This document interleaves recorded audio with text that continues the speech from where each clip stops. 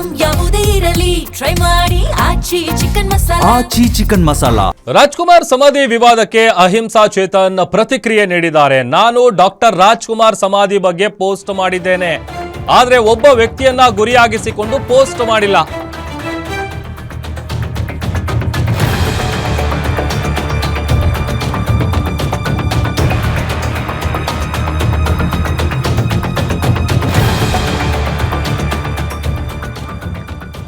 ರಾಜ್ಕುಮಾರ್ ಸಮಾಧಿ ವಿವಾದಕ್ಕೆ ಅಹಿಂಸಾ ಚೇತನ್ ಅವರು ಪ್ರತಿಕ್ರಿಯೆ ನೀಡಿದ್ದಾರೆ. ನಾನು ಡಾಕ್ಟರ್ ರಾಜ್ಕುಮಾರ್ ಸಮಾಧಿ ಬಗ್ಗೆ ಪೋಸ್ಟ್ ಮಾಡಿದ್ದೀನಿ, ಆದ್ರೆ ಒಬ್ಬ ವ್ಯಕ್ತಿಯನ್ನ ಗುರಿಯಾಗಿಸಿಕೊಂಡು ಪೋಸ್ಟ್ ಮಾಡಿಲ್ಲ. ಸರ್ಕಾರದ ನಿರ್ಧಾರದ ಬಗ್ಗೆ ಪೋಸ್ಟ್ ಮಾಡಿದ್ದೇನೆ ಅಂತ ಚೇತನ್ ಪ್ರತಿಕ್ರಿಯಿಸಿದ್ದಾರೆ. ಕನ್ನಡದ ಪರವಾಗಿ ಹಲವರು ಕೆಲಸ ಮಾಡಿದ್ದಾರೆ. ಸರ್ಕಾರ ಮಾತ್ರ ವೋಟ್ ಬ್ಯಾಂಕ್ ಆಗಿ ಜಾಗ ನೀಡಿದೆ. ಸಾಹಿತಿಗಳು, ಕವಿಗಳು, ಹಿರಿಯ ನಟರು ಅಪಾರವಾದಂಥ ಕೊಡುಗೆ ನೀಡಿದ್ದಾರೆ. 2.5 ಎಕರೆ ಕೊಡಿ ಅಂತ ಡಾಕ್ಟರ್ ರಾಜ್ಕುಮಾರ್ ಕೇಳಿಲ್ಲ. ಅವರು ಜೀವಂತ ಇದ್ದಾಗ ಕೊಟ್ಟರು, ಅವರು ಅದನ್ನು ಸ್ವೀಕಾರ ಮಾಡ್ತಾ ಇರಲಿಲ್ಲ. ಹಲವು ಸಾಧಕರು ಇದ್ದಾರೆ, ಅವರಿಗೆ ಯಾಕೆ ನೀಡಿಲ್ಲ ಅಂತ ಪ್ರಶ್ನೆ ಮಾಡಿದ್ದಾರೆ. ಈ ಜಾಗದ ವಿಚಾರವನ್ನ ಚರ್ಚಿಸೋದಕ್ಕೆ ಅವಶ್ಯಕತೆ ಇದೆ ಅಂತ ಚೇತನ್ ಅವರು ಪ್ರತಿಕ್ರಿಯೆ ನೀಡಿದ್ದಾರೆ.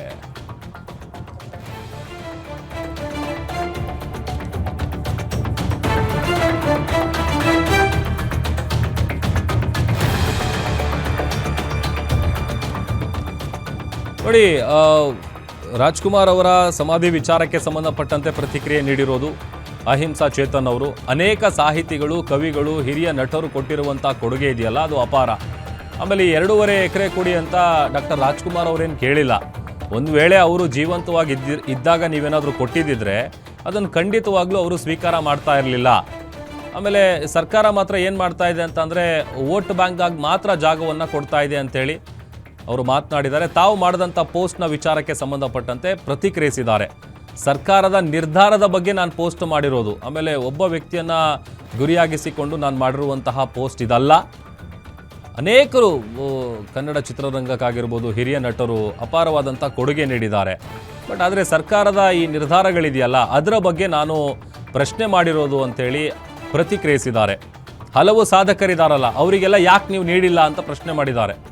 ಜೊತೆಗೆ ಈ ಜಾಗದ ವಿಚಾರವನ್ನು ಚರ್ಚಿಸುವ ಅವಶ್ಯಕತೆ ಇದೆ, ಅದಕ್ಕೊಂದು ಚರ್ಚೆ ಆಗಬೇಕು, ಅದರ ನೆಸೆಸಿಟಿ ಇದೆ ಅಂತ ಚೇತನ್ ಅವರು ತಾವು ಮಾಡಿರುವಂತಹ ಪೋಸ್ಟ್ನ ವಿಚಾರವಾಗಿ ಪ್ರತಿಕ್ರಿಯಿಸಿದ್ದಾರೆ.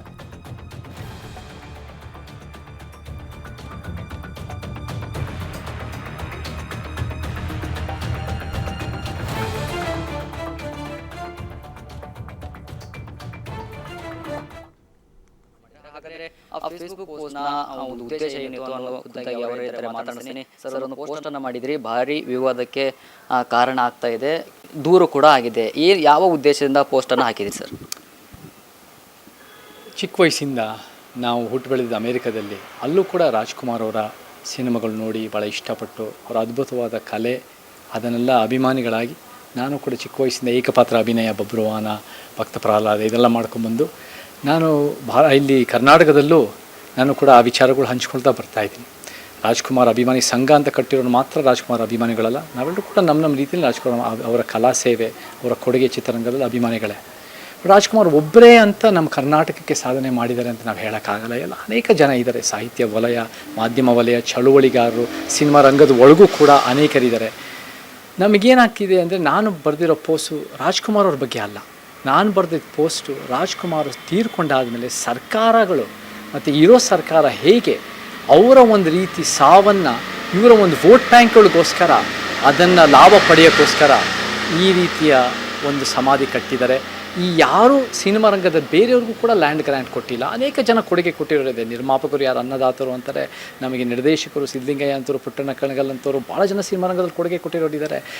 ನಮ್ಮ ವಿಶ್ವಮಾನವ ಸಂದೇಶ ಸಾರಿರೋ ಶತಮಾನದ ಕವಿ ಕುವೆಂಪು ಯಾರು ಅನುಯಾಯಿಗಳು ನಾವೆಲ್ಲ, ಅವರು ಕೂಡ ಒಂದು ಲ್ಯಾಂಡ್ ಗ್ರ್ಯಾಂಟ್ ಕೊಟ್ಟಿಲ್ಲ. ನಮ್ಮ ನಂಜುಂಡ ಸ್ವಾಮಿಯವರು, ಪ್ರೊಫೆಸರ್ ಬಿ ಕೃಷ್ಣಪ್ಪ ಅವರು, ಶಾಂತವೀರ್ ಗೋಪಾಲ್ಗಳು ಯಾರಿಗೂ ಕೂಡ ಲ್ಯಾಂಡ್ ಗ್ರ್ಯಾಂಟ್ ಕೊಟ್ಟಿಲ್ಲ. ಸೊ ನಮಗೆ ನಿನ್ನೆ ಕೂಡ ಅವ್ರದ್ದು ಒಂದು ಹುಟ್ಟುಹಬ್ಬ ರಾಜ್ಯದಂತ ಆಚರಣೆ ಮಾಡಲಾಗಿತ್ತು. ಇಷ್ಟು ದಿನ ಆ ಪೋಸ್ಟ್ ಬಗ್ಗೆ ನೀವು ಆ ವಿಚಾರ ಬಗ್ಗೆ ಏನೂ ಮಾತಾಡಿರಲಿಲ್ಲ. ಆದರೆ ಈಗ ಏಕಾಏಕಿ ಅವರು ಹುಟ್ಟುಹಬ್ಬದ ಮರುದಿನ ಅಂದರೆ ಇವತ್ತಿನ ಒಂದು ಪೋಸ್ಟನ್ನು ಮಾಡಿದ್ರಿ, ಅದ್ರ ಬಗ್ಗೆ ಹೇಳಿ. ನಮಗೆ ಈ ವಿಚಾರ ಸ್ಟಾರ್ ಕಲ್ಚರ್ ವಿಚಾರನ ನಿನ್ನೆ ಶುರು ಮಾಡಿದ್ದಲ್ಲ.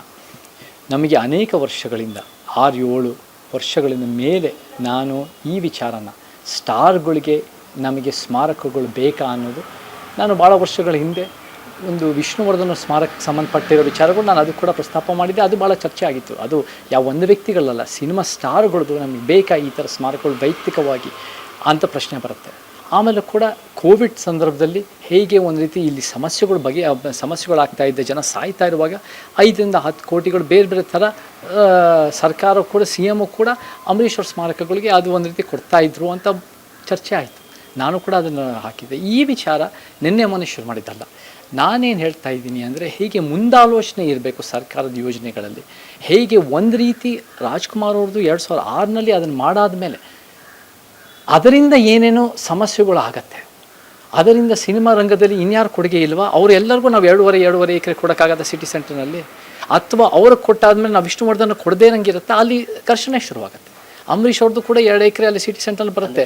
ನಮ್ಗೆ ಏನಾಗುತ್ತೆ ಅಂದರೆ, ಬೇರೆಯವರಿಗೆ ಯಾರಿಗೆ ಕೊಡ್ತಾ ಇಲ್ಲ ಅನ್ನೋ ವಿಚಾರಕ್ಕಾಗಿ ನೀವು ಪೋಸ್ಟ್ ಮಾಡಿದ್ದೀರ ಅನ್ನೋ ನಿಮ್ಮದೇ ಒಂದು ಸಂದೇಶನ ಸರ್? ಈ ಸಂದೇಶ ಏನಂದರೆ, ನಾವು ಸೆಲೆಕ್ಟಿವ್ ಆಗಿ ಒಂದು ವ್ಯಕ್ತಿಗೆ ಮಾತ್ರ ಕೊಟ್ಟು ಬೇರೆ ಇನ್ನೆಲ್ಲರೂ ಕರ್ನಾಟಕ ಕೊಡುಗೆ ಇರೋರಿಗೆ ಸಿನಿಮಾ ರಂಗದ ಒಳಗೆ ಹೊರಗೆ ಕೊಟ್ಟಿಲ್ಲ ಅಂದಮೇಲೆ ಬೇರೆ ಬೇರೆ ಸಮಸ್ಯೆಗಳು ಹುಟ್ಟಾಗತ್ತೆ. ಬೇರೆ ಬೇರೆ ಸಮಸ್ಯೆಗಳು ಸರ್ಕಾರದ ಉದ್ದೇಶ ಏನಿರಬೇಕು ಅಂದರೆ, ಇರೋ ಸಮಸ್ಯೆಗಳಿಗೆ ಪರಿಹಾರ ಕೊಡೋದು ಹೊರತು ಹೊಸ ಸಮಸ್ಯೆಗಳು ಹುಟ್ಟಾಕೋಕ್ಕೆ ಸರ್ಕಾರದ ಕರ್ತವ್ಯ ಅಲ್ಲ, ಸರ್ಕಾರದ ಕೆಲಸ ಅಲ್ಲ. ಆ ರೀತಿ ನಡೀತಾ ಇದೆ ಅಂದರೆ ಅವ್ರ ಮುಂದಾಲೋಚನೆಯ ಕ್ರಮದಲ್ಲಿ ಎಲ್ಲ ಒಂದು ವಿಫಲರಾಗಿದ್ದಾರೆ. ಭೂಮಿ ವಿಚಾರಗಳು, ಯಾರಿಗೆ ಭೂಮಿ ಕೊಡ್ತೀವಿ, ಯಾರಿಗೆ ಭೂಮಿ ಅಲೋಕೇಟ್ ಮಾಡ್ತೀವಿ, ನಾವು ನೋಡಿದ್ದೀವಿ ಸರ್ಕಾರಗಳು ಕೆಲವು ರೂಪಾಯಿಗಳಿಗೋಸ್ಕರ ಅದರಲ್ಲಿ ಎಷ್ಟು IT ಕಂಪನಿಗಳ 10-100 ಎಕರೆಗಳೆಲ್ಲ ಕೊಟ್ಟಿರೋದು ನಾನು ಕೇಳ್ಪಟ್ಟಿದ್ದೀನಿ. ನಮಗೆ ಫಾಕ್ಸ್ಕಾನಲ್ಲಿ 300 ಎಕರೆ ದೇವರಲ್ಲಿ ಕೊಟ್ಟಿದೆ. ಅವ್ರು ಯಾರು ಕರ್ನಾಟಕದವ್ರಿಗೆ ಎಂಪ್ಲಾಯ್ಮೆಂಟ್ ಕೊಡಬೇಕು ಅಂತ ಮಾನದಂಡ ಇದೆಯಾ? ಅವ್ರಿಗೆ 300 ಎಕರೆ ಕೊಡ್ತೀರಾ? ನಮಗೆ ಪ್ರಬಲಶಾಲಿಗಳಿಗೆ ಈ ಬೇರೆ ಬೇರೆ ಕಡೆ ಮೈನಿಂಗ್ ಲಾಬೀಸ್ಗಳಿಗೆ ಇನ್ನೂ ಸುಲಭ ಮಾಡಿಕೊಡ್ತೀರಾ. ಹೊಳಲ್ಕೆರೆ, ಚಿತ್ರದುರ್ಗ, ಸಂಡೂರಿನಲ್ಲಿ, ಜಿಂದಾಲ್ಗೆ ಇನ್ನೂ ಕೊಪ್ಪಳದಲ್ಲಿ ಇನ್ನೂ ಬೆನಿಫಿಟ್ ಆಗ್ತಾ ಇದೆ. ಅವ್ರು ಎಷ್ಟು ರೀತಿ ಅಲ್ಲಿ ಜನ ಅಲ್ಲಿ ಆಕ್ರೋಶದಿಂದ ವ್ಯಕ್ತಪಡಿಸ್ಬೋದು, ಅವ್ರು ದುಡ್ಡಿದೆ ಅಂತ ಅವ್ರಿಗೆ ಲಾಭ ಮಾಡ್ತಾ ಇದ್ದಾರೆ. ನಮಗೆ ಭೂಮಿ ವಿಚಾರಗಳಲ್ಲಿ, ನಮಗೆ ಲ್ಯಾಂಡ್ ವಿಚಾರಗಳಲ್ಲಿ, ಸ್ಮಾರಕ ವಿಚಾರಗಳಲ್ಲಿ ನಮ್ಗೆ ಯಾರಿಗೆ ಅಲೋಕೇಟ್ ಮಾಡುತ್ತೆ ಈ ಥರ ಮುಂದಾಲೋಚನೆ ಇರಬೇಕು. ಕುವೆಂಪು ಹೆಂಗೆ ಕುಪ್ಪಳ್ಳಿನಲ್ಲಿ ಮಾಡಿದರೋ, ಗಾಜನೂರಲ್ಲಿ ಮಾಡಿದ್ರು ಕೂಡ ಆ ಮನೆಯಲ್ಲಿ ಹುಟ್ಟು ಬೆಳೆದಿರೋ ಮನೆ ಭಾಳ ಅರ್ಥಗರ್ಭಿತವಾಗಿರೋದು. ಆ ಥರದ್ದು, ಅಥವಾ ಸಿನಿಮಾ ರಂಗಕ್ಕೆ ಎಲ್ಲರಿಗೂ ಸೇರಿರೋ ಯಾರ್ಯಾರು ಕೊಡುಗೆ ಇದ್ದಾರೋ, ಯಾರ್ಯಾರು ತಂತ್ರಜ್ಞಾನ ಇರ್ಬೋದು, ನಿರ್ದೇಶಕರು, ನಿರ್ಮಾಪಕರು, ನಟಿಯರು, ಅನೇಕರಿಗೆ ನಾವು ಕೊಡಬೇಕು. ನಾವು ಒಂದು ರೀತಿ ಒಂದು ವ್ಯಕ್ತಿ ಮಾತ್ರ ಕೊಟ್ಟು ಬೇರೆ ಇನ್ನೆಲ್ಲರಿಗೂ ಕೊಡದೇ ಇದ್ದರೆ ಬೇರೆ ಇನ್ನೆಲ್ಲರೂ ಕೊಡುಗೆ ಇಲ್ಲವೇ ಇಲ್ಲ ಅಂದಂಗೆ ಆಗುತ್ತೆ. ಇವ್ರ ಕೊಡುಗೆ ನಾವು ಯಾವುದೇ ಕಾರಣಕ್ಕೂ ಅಳಗಳಿತಾ ಇಲ್ಲ, ರಾಜ್ಕುಮಾರ್ ಅವ್ರ ಕೊಡುಗೆ ಅಳಗಳಿತಾ ಇಲ್ಲ. ಬಟ್ ಕರ್ನಾಟಕದಲ್ಲಿ 20ನೇ ಶತಮಾನದಲ್ಲಿ ಭಾಳ ಅಪಾರ ಕೊಡುಗೆ ಇರೋರು ಭಾಳ ಜನ ಇದ್ದಾರೆ. ಅವ್ರಿಗೆ ಯಾಕೆ ಸಿಕ್ಕಿಲ್ಲ? 2.5 ಎಕರೆ ಜಾಗ ಇದೆ ಸರ್. ಆ 2.5 ಎಕರೆ ಜಾಗದಲ್ಲಿ ಸರ್ಕಾರ ಈಗ ಎಷ್ಟು ವಾಪಸ್ ತಗೊಳ್ಬೇಕು ಸರ್ ನಿಮ್ಮ ಪ್ರಕಾರ? ನಾನು ವಾಪಸ್ ತಗೋಬೇಕು ಅಂತ ನಾನು ಹೇಳಿರೋದು ವಾದ ಮಾಡಿಲ್ಲ. ನಾನು ಈ ವಿಚಾರದಲ್ಲಿ ಅದು ಒಂದು ರೀತಿ ಅನೇಕ ವಿಚಾರಗಳನ್ನು ನಾನು ಪ್ರಸ್ತಾಪ ಮಾಡೋ ಜೊತೆ ಈ ವಿಚಾರನ ಪ್ರಸ್ತಾಪ ಮಾಡಿದ್ದೀನಿ. ಚರ್ಚೆ ಆಗೋದು ಭಾಳ ಮುಖ್ಯ. ಅದು ಒಂದು ರೀತಿ ಮುಂದಿನ ಹೆಜ್ಜೆಗಳು ಸರ್ಕಾರ ಒಂದು ರೀತಿ ಯಾವುದಾದ್ರೂ ಒಂದು ಅಲೋಕೇಟ್ ಮಾಡದೆ ಮುಂದಾಲೋಚನೆ ಇಟ್ಕೊಂಡು ಮಾಡಬೇಕು. ಯಾಕಂದರೆ ಈ ಆ್ಯಕ್ಷನ್ಗಳು ಹ್ಯಾವ್ ರಿಯಾಕ್ಷನ್ ಆ್ಯಂಡ್ ಪರಿಣಾಮಗಳು ಕಾನ್ಸಿಕ್ವೆನ್ಸಸ್. ಈ ಕಾನ್ಸಿಕ್ವೆನ್ಸಸ್ಗಳು ಆಗದೇ ಇರೋಂಗೆ ತಿಳುವಳಿಕೆಯಿಂದ ಭೂಮಿ ವಿಚಾರದಲ್ಲಿ 21ನೇ ಶತಮಾನದಲ್ಲಿ ಭಾರತದಲ್ಲಿ ಭಾಳ ದೊಡ್ಡ ಸಂಘರ್ಷ ಅನ್ನೋದು ಭೂಮಿನೇ. ಜನ ಜಾಸ್ತಿ ಇದೆ, ಭೂಮಿ ಕಡಿಮೆ ಇದೆ. ಯಾರತ್ರ ಭೂಮಿ ಜಾಸ್ತಿ ಇರುತ್ತೋ ಅವರೇ ಪ್ರಬಲರು, ಯಾರತ್ರ ಭೂಮಿ ಇಲ್ವೋ ಅವರು ಅಪ್ರಬಲರು. ನಾವು ಏನು ಮಾಡ್ತೀವಿ, ನಮ್ಮ ಭೂಮಿ ಸಿಟಿ ಸೆಂಟರ್ ಬೆಂಗಳೂರಿನಲ್ಲಿ ಇಷ್ಟು ಕಂಜೆಷನು, ಇಷ್ಟು ಜನರ ಕಷ್ಟ ಆಗ್ತಿರೋದು ಅದೇನೋ ಒಂದು ರೀತಿ ಜನರ ತಪ್ಪಲ್ಲ, ಈ ಆಳುವ ಶಕ್ತಿಗಳು ತಂದಿರೋ ಯೋಜನೆ, ನೀತಿ, ಕಾನೂನುಗಳಿಂದ ತಪ್ಪಾಗಿದೆ. ಇದನ್ನು ಒಂದು ರೀತಿ ಚರ್ಚೆ ಮಾಡಿಸೋಕ್ಕೆ ನಮಗೆ ಅನೇಕ ವಿಚಾರಗಳು, ಸಮಾಜದ ಸಮಸ್ಯೆಗಳು 10,000 ಇದ್ದಾವೆ. ಅವೆಲ್ಲ ನಾವು ಬಿಡಿಸಿ ಹೇಳ್ತಾ ಇರ್ತೀವಿ. ಆ ಸಮಾಜ ಸಂಬಂಧಪಟ್ಟಂಗೆ ಸಮಸ್ಯೆಗಳಿಗೆ ಪರಿಹಾರ ಹೇಳ್ತಾ ಇರ್ತೀವಿ. ಈ ವಿಚಾರ ಎಲ್ಲೋ ಒಂದು ಕಡೆ ಮಾಧ್ಯಮಕ್ಕೆ ಇನ್ನೂ ಕುತೂಹಲ ಆಗಿದೆ, ಮಾಧ್ಯಮದವರು ಅದನ್ನು ಇಂಟ್ರೆಸ್ಟ್ ಪಡ್ತು. ಅದೆಲ್ಲ ಒಂದು ಕಡೆ ಕೆಲವರಿಗೆ ಭಾವನಾತ್ಮಕವಾಗಿ ಟಚ್ ಆಗಿರ್ಬೋದು. ನಾವು ಯಾವ ಭಾವನೆಗೆ ಧಕ್ಕೆ ಕೊಡೋದು ನಮ್ಮ ಉದ್ದೇಶ ಅಲ್ಲ. ವೈಚಾರಿಕವಾಗಿ ದೇಶ ರಾಜ್ಯಕ್ಕೆ ಉತ್ತಮ ರೀತಿ ತೊಗೊಳೋದು ನಮ್ಮ ಉದ್ದೇಶ. ರಾಜ್ಕುಮಾರ್ ಅವರು ಬದುಕಿದ್ದಾಗಲೂ ಕೂಡ ಅವ್ರಿಗೇನಾದ್ರು 2.5 ಎಕರೆ ಕೊಡ್ತೀವಿ ಅಂದಿದ್ರೆ ಅವರ ವಿಶಾಲವಾದ ಸರಳ ಜೀವಿ ಎಷ್ಟು ಇತ್ತು, ಅವ್ರ ಒಳ್ಳೆ ಜನಪರ ಕಾಳಜಿ ಅಂದರೆ ಅವರೇಗಾರೇ ಹೇಳಿರೋರು, ನನಗೆ ಮಾಡೋಕ್ಕೆ ಹೋಗಬೇಡಿ, ನಾನು ಒಬ್ಬನಿಗೆ ಮಾಡೋಕ್ಕೆ ಹೋಗಬೇಡಿ, ಸರಿ ಅಲ್ಲ ಅಂತ ಅವರೇ ಹೇಳಿರೋದು. ಸರ್, ನಿಮ್ಮ ಪೋಸ್ಟ್ ಬಗ್ಗೆ